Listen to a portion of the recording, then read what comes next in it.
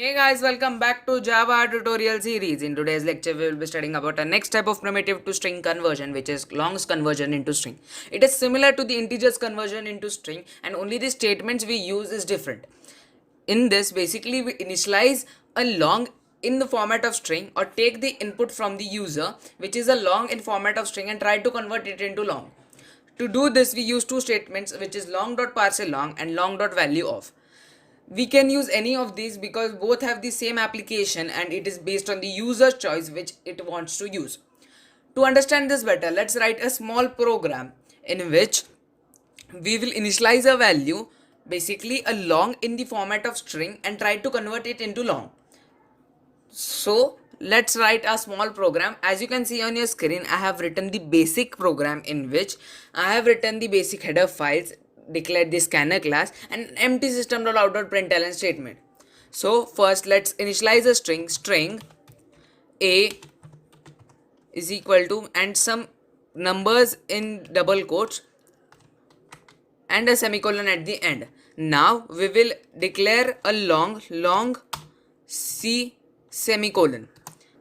Now we will store some value in this c, which is basically a value after conversion, long dot parse long, and in braces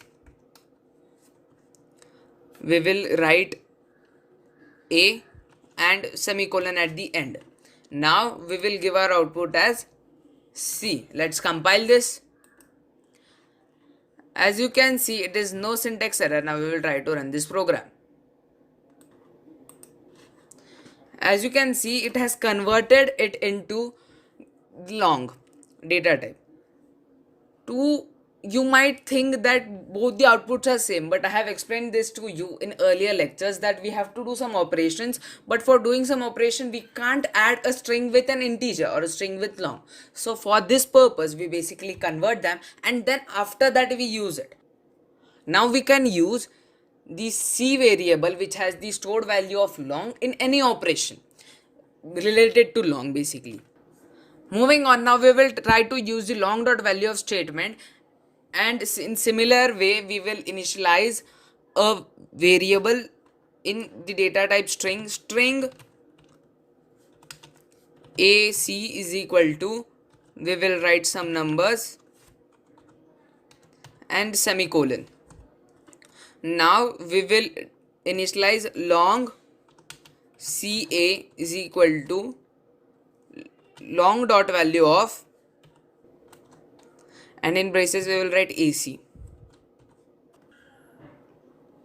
Now we will try to initialize some another variable in the long data type for the operation which we want to do. So we will initialize long d is equal to 139 some random numbers semicolon. Now we will add it long g is equal to ac plus d semicolon. Now we will give our output as g. So as you can see on your screen, we have received the output after the operation, and this is the basic application of these primitive data type conversions. That's it for today. Thank you for watching the video. If you have any sorts of doubt, you can ask me in comment section.